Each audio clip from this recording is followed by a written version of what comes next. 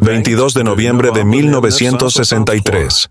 3 disparos efectuados en Dealey Plaza mataron al presidente John F. Kennedy mientras recorría Dallas en una limusina descubierta.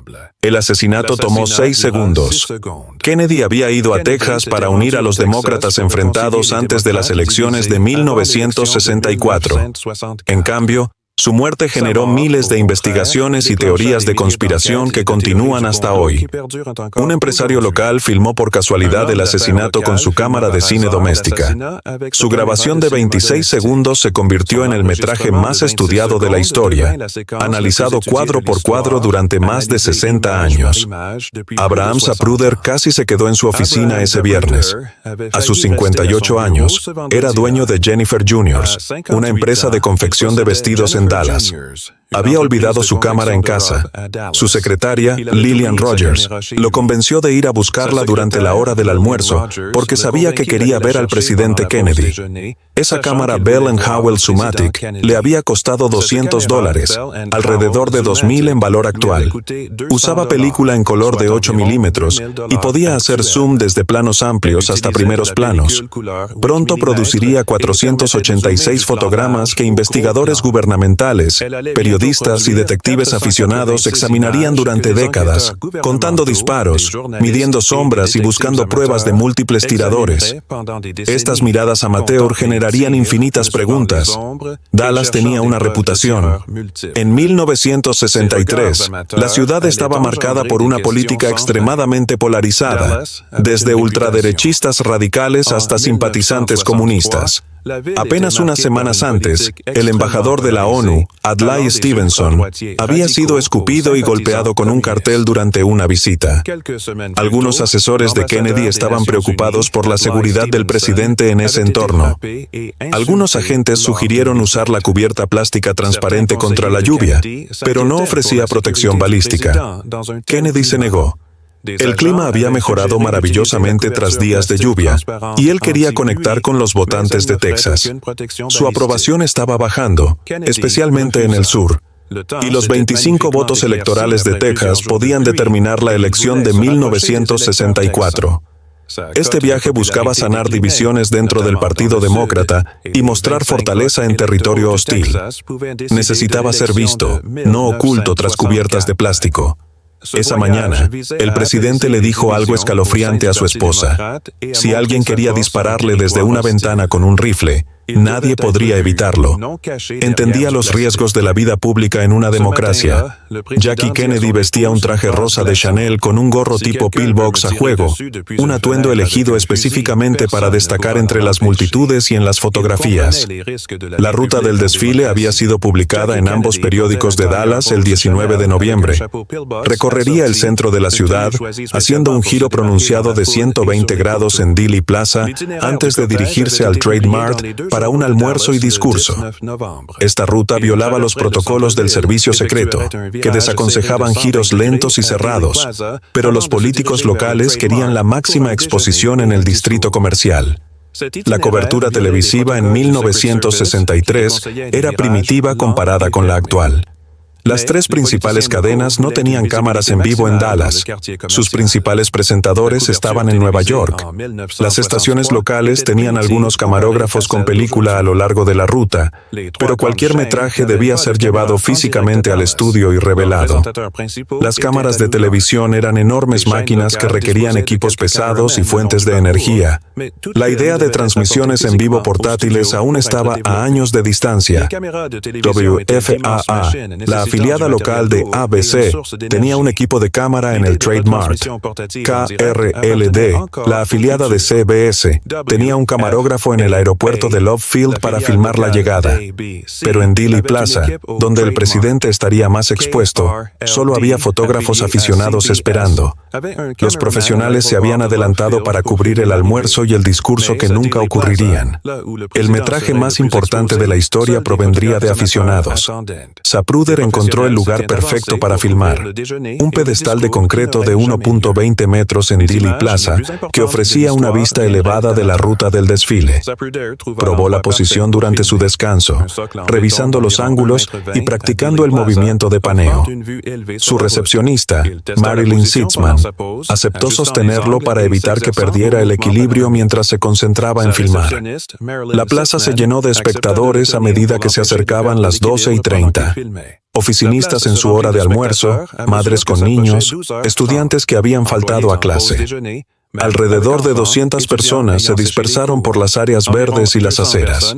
Una multitud modesta para los estándares presidenciales. Muchos habían esperado desde la mañana, reclamando los mejores lugares para ver.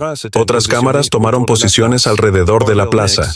Orville Nix, un ingeniero de aire acondicionado, se ubicó frente a Zapruder con su cámara Keystone Auto Zoom. Marie Muchmore, una ama de casa de Dallas, sostenía su cámara Keystone de 8 milímetros sobre la calle Elm. Robert Hughes apuntaba su cámara desde la esquina de Houston y Main. Al menos otros 3 tenían cámaras fotográficas listas. Algunos eran fotógrafos profesionales. Eran ciudadanos comunes que casualmente tenían cámaras en una época en la que la mayoría de la gente no tenía. Cada uno tenía su propia razón para estar allí. Zapruder admiraba a Kennedy. Mix sentía curiosidad por ver a un presidente. Muchmore quería contárselo algún día a sus nietos. Motivaciones simples que los impulsarían hacia la historia. A las 11:40 de la mañana, el Air Force One aterrizó en Love Field. Los Kennedy descendieron entre los vítores de 2,000 simpatizantes que habían esperado durante horas bajo el sol de la mañana. El traje rosa de Jackie brillaba bajo la luz del sol. Tal como estaba planeado, el presidente recorrió la línea de la cerca, estrechando manos y recibiendo flores. La televisión local filmó esos momentos, las últimas imágenes normales de un presidente con vida. La caravana partió de Love Field a las 11:50 a.m., ya con 5 minutos de retraso. La ruta los llevaría por el centro de Dallas, pasando frente a miles de espectadores que saludaban agitando la mano. Motocicletas de la policía encabezaban el trayecto, seguidas por el coche principal con el jefe de policía Jesse Curry y agentes del servicio secreto. Luego venía la limusina presidencial, un Lincoln Continental modificado de 1961, llamado SS-100X. En 5 minutos, todo cambiaría. La caravana giró hacia Main Street a las 12:21 de la mañana. Las multitudes se alineaban en ambos lados, en ocasiones en filas de hasta 10 personas, aplaudiendo y saludando. Oficinistas se asomaban por las ventanas. Confeti caía desde los edificios. El presidente y la primera dama sonreían y saludaban, desempeñando sus roles públicos a la perfección. El gobernador John Connally y su esposa Nellie estaban en los asientos plegables, también saludando a los texanos. Zapruder comenzó a filmar cuando la caravana se acercaba a Houston Street. A través del visor, vio a las motocicletas líderes tomar la curva. Su dedo presionó el botón de disparo y el mecanismo de resorte cobró vida. El sonido familiar le indicó que la cámara funcionaba correctamente. Panorameó lentamente, manteniendo el auto presidencial centrado en el encuadre. El Lincoln giró hacia Houston Street a las 12:29 de la mañana. La multitud era más pequeña allí, pero aún entusiasta. El traje rosa de Jackie destacaba brillantemente contra el auto azul oscuro, exactamente como sus asesores de moda lo habían planeado. Agentes del servicio secreto trotaban al costado, girando la cabeza para escanear ventanas y tejados. Todo parecía rutinario. Luego vino el giro pronunciado hacia Elm Street. La limusina redujo la velocidad a unos 11 millas por hora para tomar el ángulo de 120 grados. Zapruder tuvo que ajustar su posición, torciendo el cuerpo para seguir el auto. Su secretaria lo sostuvo firme mientras él se concentraba en mantener al presidente en el encuadre. El desafío técnico de seguir un objeto en movimiento con una cámara cinematográfica de los años 60 requería concentración total. El presidente desaparece detrás del letrero de la autopista Stemmons en el cuadro 207. Para el cuadro 225, sus manos se elevan hacia su garganta, indicando la primera herida. La mayoría de los espectadores de la película no nota este cambio sutil, pero marca el primer impacto. Las manos de Kennedy se elevan entre los cuadros 224 224 y 225, mientras que Connally muestra una clara señal de dolor unos cuantos cuadros después, alrededor del 236 al 238. El cuerpo del gobernador se contorsiona. Su boca se abre por el dolor. Una sola bala atravesó el cuello de Kennedy y entró por la espalda de Connally, destrozando su quinta costilla y saliendo por debajo de su pezón derecho. Esta es la controvertida bala mágica, que la Comisión Warren dedicaría meses a analizar. Jackie se gira hacia su esposo, confundida. En la película, se pueden ver sus manos enguantadas de blanco alcanzándolo. Aún no comprende lo que está ocurriendo. Los agentes del servicio secreto miran alrededor tratando de localizar el origen de lo que algunos pensaron que eran petardos. Segundos preciosos pasan mientras llega la comprensión. Zapruder siguió filmando sin pausa. Años de uso de cámaras caseras lo habían entrenado para seguir la acción sin importar qué. Incluso cuando su mente empezaba a procesar el horror, sus manos permanecían firmes. El mecanismo de resorte continuaba su avance implacable, 18 cuadros por segundo, documentando cada microsegundo. El visor hacía que las personas negaran lo que estaban viendo. Luego vino el cuadro que atormentaría a Estados Unidos.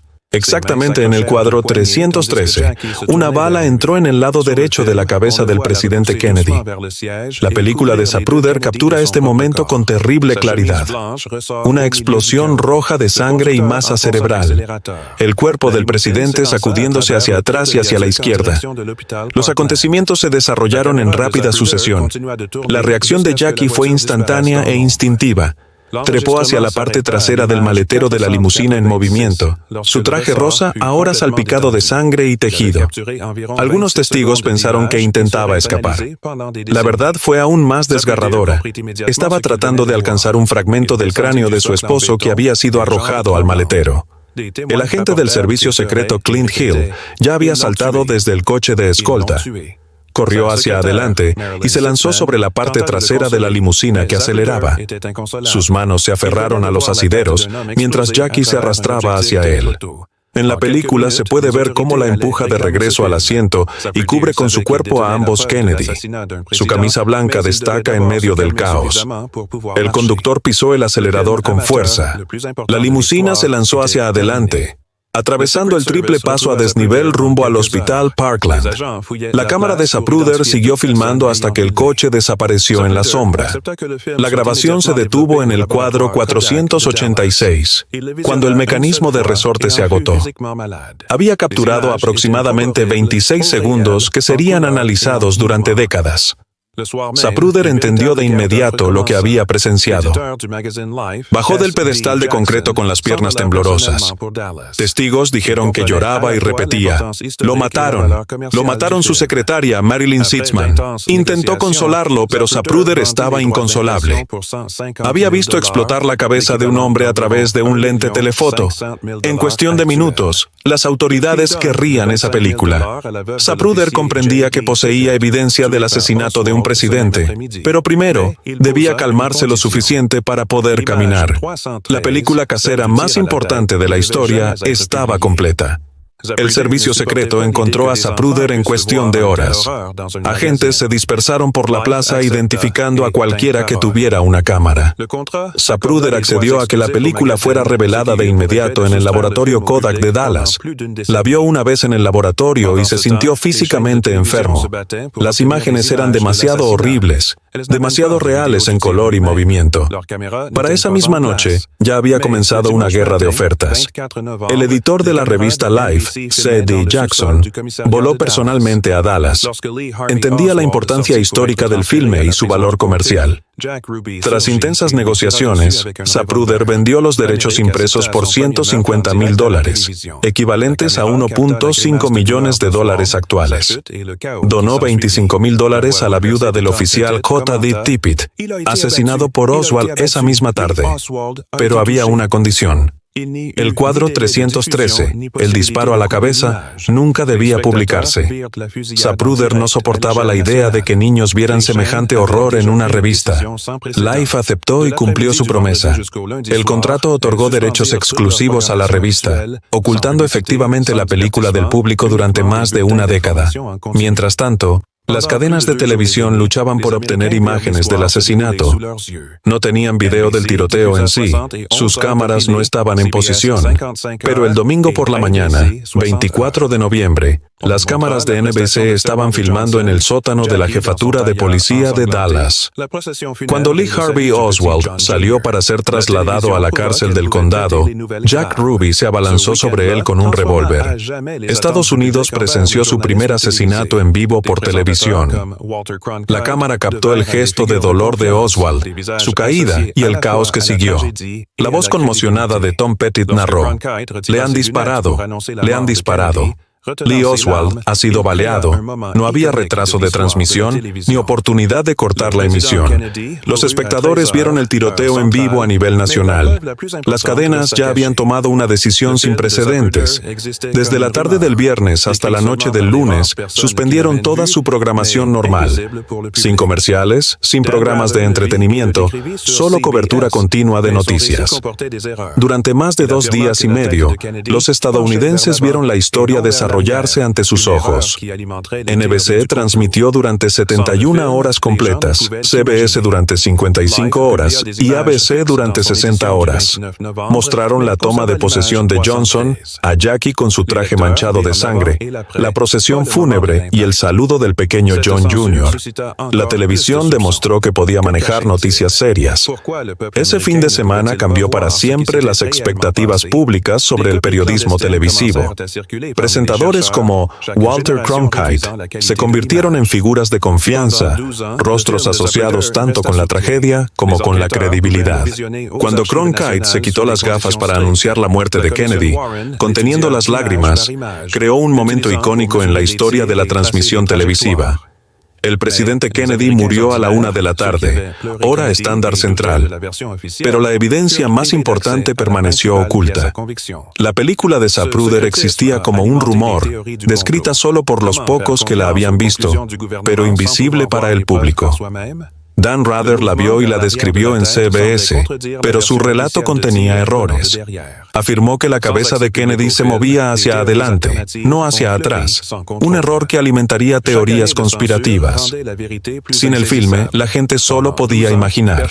Life publicó fotogramas fijos en su edición del 29 de noviembre, pero retuvo el cuadro 313. Los lectores vieron el antes y el después, no el momento del impacto. Esta censura generó aún más sospechas. ¿Qué estaban ocultando?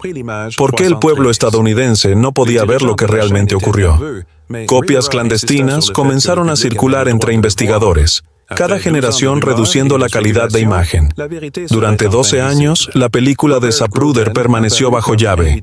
Los investigadores podían verla en los archivos nacionales bajo condiciones estrictas. La Comisión Warren la estudió cuadro por cuadro, utilizándola para medir los disparos y trazar trayectorias. Pero los estadounidenses comunes, aquellos que lloraron a Kennedy y cuestionaron la versión oficial, fueron privados del acceso a la evidencia principal. Este secretismo alimentó teorías de conspiración. ¿Cómo confiar en las conclusiones del gobierno sin poder ver la evidencia por uno mismo? El movimiento hacia atrás de la cabeza parecía contradecir la versión oficial de disparos desde atrás. Sin acceso público al filme, teorías alternativas florecieron sin control. Cada año de supresión hacía que la verdad pareciera más inalcanzable. Durante 12 años, nadie vio el cuadro 313. Entonces, Geraldo Rivera hizo algo impensable. Tomó una decisión que conmocionaría a Estados Unidos. En su programa nocturno de ABC, Good Night America, anunció que mostraría la película de Zapruder, incluido el cuadro 313. Los ejecutivos de la cadena estaban nerviosos, pero Rivera insistió en que el público tenía derecho a verla. Tras 12 años de rumores y especulaciones, la verdad sería visible por fin. Robert Groden apareció como invitado de Rivera. Experto en óptica fotográfica, había creado una versión mejorada del filme. Su trabajo aclaraba ciertos detalles, pero también generaba nuevas preguntas. Cuando el filme se proyectó en televisión nacional, millones vieron por primera vez lo que había estado oculto: el brusco movimiento hacia atrás de la cabeza, la explosión de sangre y tejido, el desesperado intento de Jackie por subir al maletero. El cuadro 313 permaneció inédito hasta que ABC emitió el filme en 1975. La reacción fue inmediata e intensa. Los espectadores inundaron ABC con llamadas, algunos indignados por el contenido gráfico, otros exigiendo saber por qué se había ocultado. La evidencia visual parecía contradecir las conclusiones de la Comisión Warren. Si Oswald disparó desde atrás, ¿por qué la cabeza de Kennedy se echó hacia atrás? A primera vista, la física parecía desafiar la versión oficial. La publicación del filme reavivó el debate sobre el asesinato. Siguieron nuevas investigaciones, incluida el Comité Selecto de la Cámara sobre Asesinatos, fundado en 1976 y con informe final en 1979. Estudiaron no solo la película de Zapruder, sino también la película de Nix, que mostraba el montículo cubierto de césped durante los disparos, y la película de Muchmore, que aportaba otro ángulo. Cada cuadro fue digitalizado, mejorado y analizado con nueva tecnología. Estas grabaciones dieron origen a 1000 conspiraciones. El análisis moderno ha revelado detalles invisibles para los investigadores de los años 60. Las mejoras digitales muestran fotogramas con sorprendente claridad, mientras modelos por computadora recrean trayectorias de bala con precisión milimétrica. Y aún así, el debate persiste. Cada avance tecnológico parece profundizar el misterio en lugar de resolverlo. El gobierno finalmente reconoció la importancia del filme en 1999. Pagó a la familia Zapruder $16 millones por el original, declarándolo Tesoro Nacional. Hoy reposa en los archivos nacionales, preservado a 41 grados Fahrenheit para evitar su deterioro. En septiembre de 2024, historiadores anunciaron el hallazgo de una película previamente desconocida. Dale Carpenter Sr. había filmado la caravana dirigiéndose rápidamente hacia el Hospital Parkland después del tiroteo.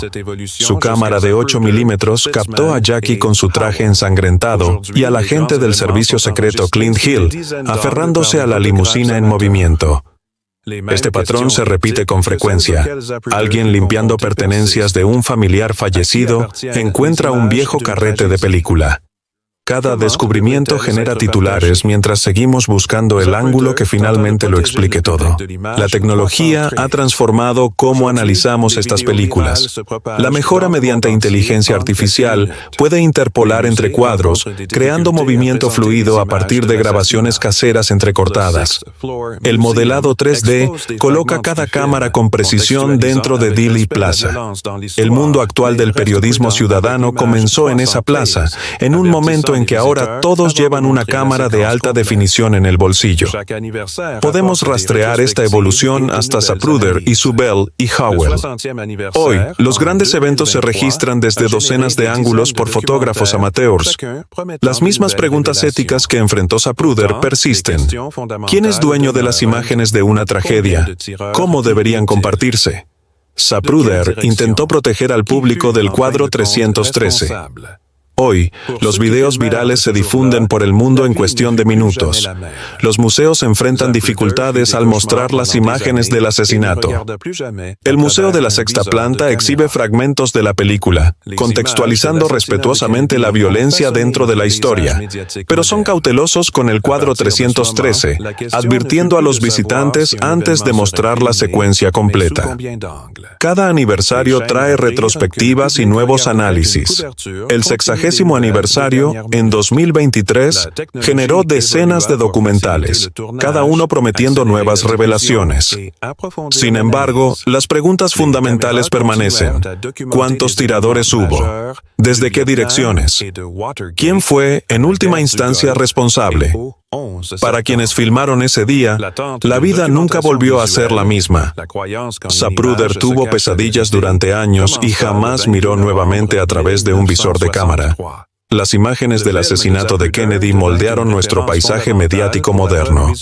A partir de ese momento, la pregunta ya no fue si un evento sería filmado, sino desde cuántos ángulos.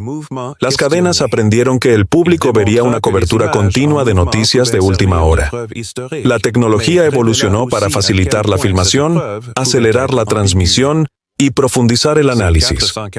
Las cámaras continuaron documentando eventos importantes, desde Vietnam y Watergate hasta la Guerra del Golfo y el 11 de septiembre.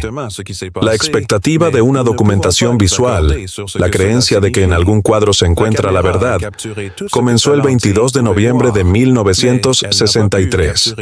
La película de Zapruder se convirtió en un punto de referencia fundamental para la evidencia visual en los medios modernos. Cada cuadro fue estudiado, cada sombra analizada, cada movimiento cuestionado. Demostró que las imágenes en movimiento podían servir como evidencia histórica, pero también reveló cuán ambigua podía ser esa